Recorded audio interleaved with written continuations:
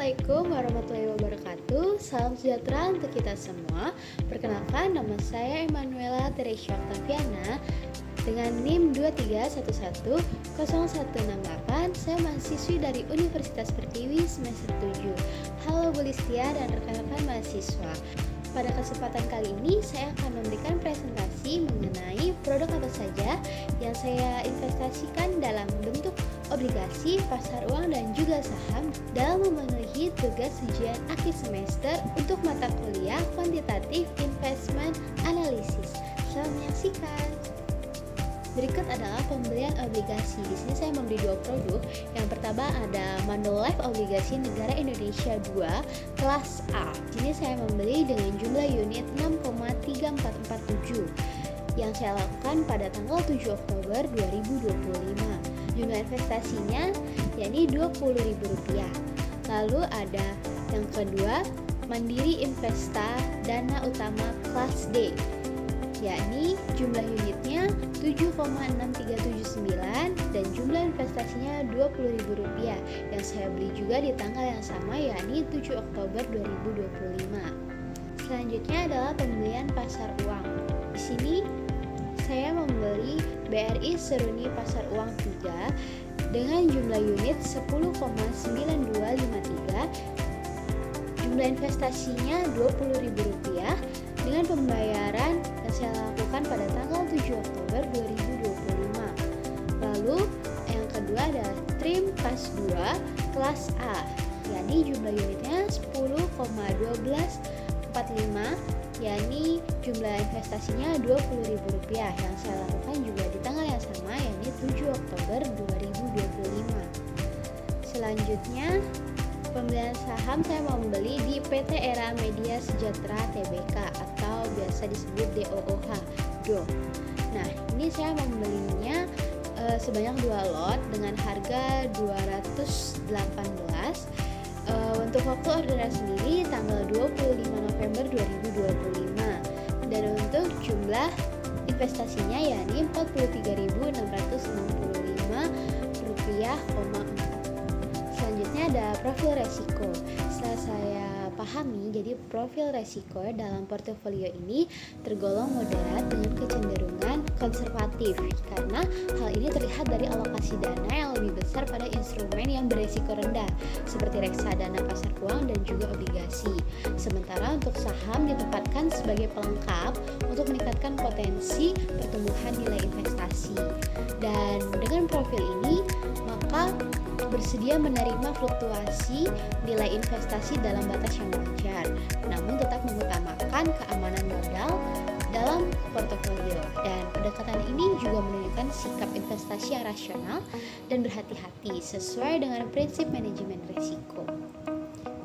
Selanjutnya, alasan mengapa saya membeli produk investasi tersebut. Untuk secara reksadana pasar uang sendiri, dari dua produk yang saya pilih itu mereka memiliki risiko yang sangat rendah, liquid dan mudah untuk dicairkan, serta cocok untuk dana jangka pendek dan dana darurat. Ini menjadi salah satu media belajar untuk berinvestasi. Lalu ada reksadana obligasi, yakni resikonya lebih rendah dibandingkan dengan saham, terus returnnya juga lebih tinggi daripada pasar uang dan memberikan pendapatan yang relatif stabil. Ini cocok untuk tujuan jangka menengah. Lalu yang ketiga ada saham. Dari produk yang saya pilih, potensi returnnya juga tinggi dan memberikan peluang capital gain yang mana menambah unsur pertumbuhan dalam portofolio. Sehingga metode ini melatih pemahaman untuk berinvestasi pada saham. Selanjutnya ada tujuan dari portofolio investasi. Yang pertama tujuannya adalah menjaga keamanan modal tentunya, lalu mengoptimalkan return secara bertahap, terus menerapkan diversifikasi investasi, lalu menggabungkan tujuan. Jadi jangka pendeknya itu oleh pasar uang, lalu jangka menengahnya oleh obligasi, dan jangka panjangnya oleh saham. Dan portofolio ini juga dirancang agar fleksibel dan berkelanjutan.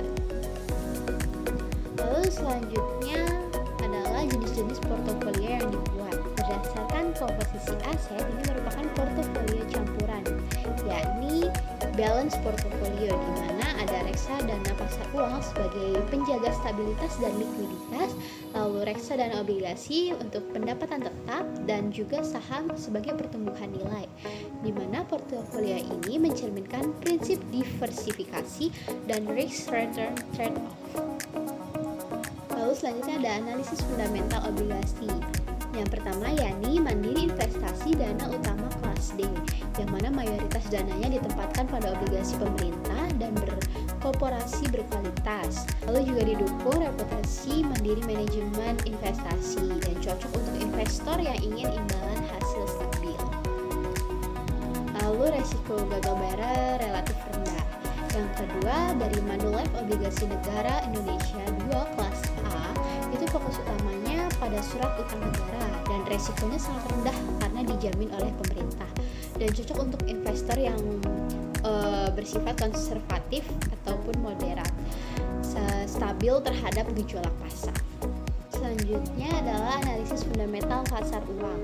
Jadi BRI Seruni Pasar Uang 3 itu fundamentalnya dikelola oleh BRI Manajemen Investasi, yang mana investasinya ada pada deposito, sertifikasi Bank Indonesia, surat utang jangka pendek, lalu juga kredibilitasnya tinggi karena afiliasi Bank BUMN dan cocok untuk investor yang mengutamakan keamanan dan reputasi manajer investasi. Lalu ada TRIM KAS 2 kelas A, yang mana fundamentalnya yakni dikelola oleh Trimegah Asset Management dan juga fokus pada instrumen pasar, lalu juga fokus pada instrumen pasar uang berkualitas tinggi dan juga lebih agresif tipis dalam pengelolaan likuiditas dan juga cocok untuk investor yang ingin imbalan hasil yang sedikit lebih tinggi dengan risiko yang tetap rendah.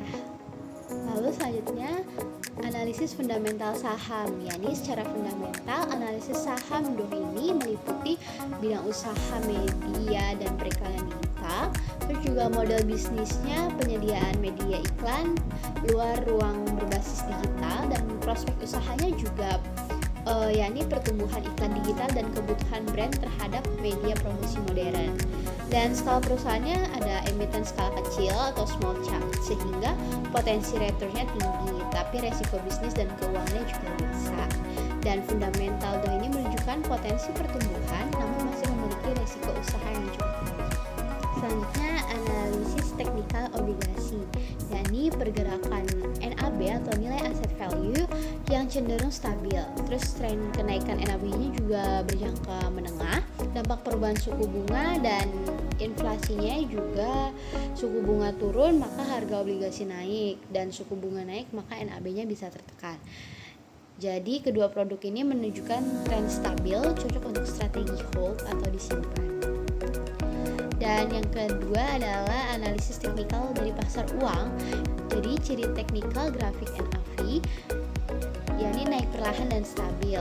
Terus hampir tidak ada penurunan tajam dan tidak cocok untuk trading jangka pendek. Jadi perbandingan NAV-nya untuk BRI Seruni sendiri itu NAV-nya lebih rendah dan unitnya lebih banyak. Sedangkan TRIM KAS 2 NAV-nya lebih tinggi dan unitnya lebih sedikit. Sehingga keduanya menunjukkan tren yang naik dengan stabil.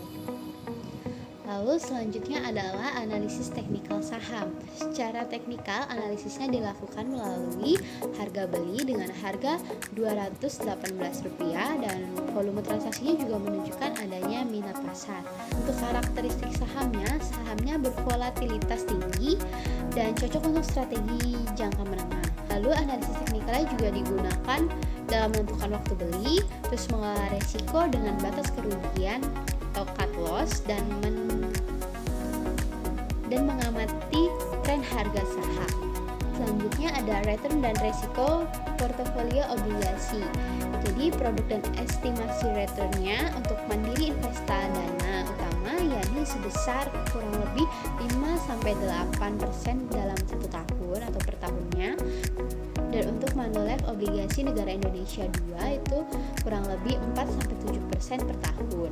Return ini cenderung lebih tinggi daripada deposito dan lebih stabil dibandingkan dengan saham. Untuk resiko portofolionya ada fluktuasi NAB, jadi itu rendah dan menengah. Terus juga untuk resiko suku bunganya ada tapi tetap terbatas, dan resiko gagal bayar itu sangat kecil, terutama surat utang negara. Jadi secara keseluruhan resiko portofolionya ini moderat dan terkendali. Lalu selanjutnya ada return resiko portofolio daripada pasar uang.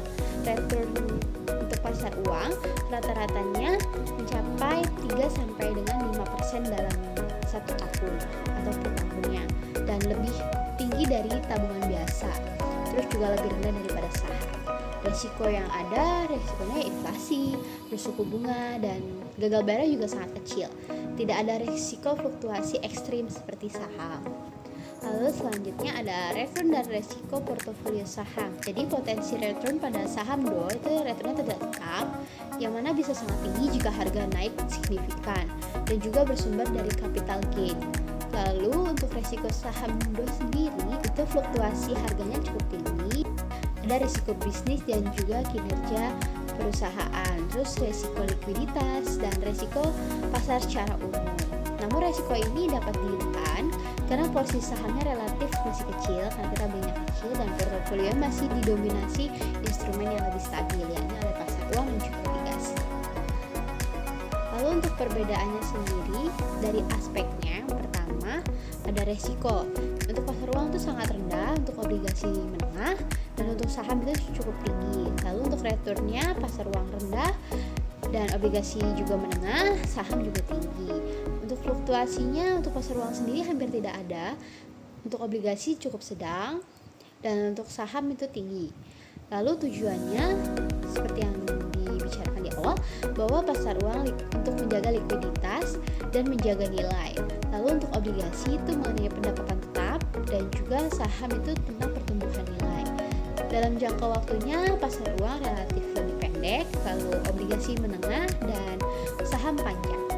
Jadi kesimpulannya adalah berdasarkan analisis yang dilakukan, pemilihan produk investasinya sudah sesuai dengan profil resiko, dan portofolio juga mencerminkan diversifikasi yang baik. Risiko dan returnnya juga berada pada tingkat yang seimbang, sehingga strategi investasinya bersifat rasional, bertahap, dan berkelanjutan.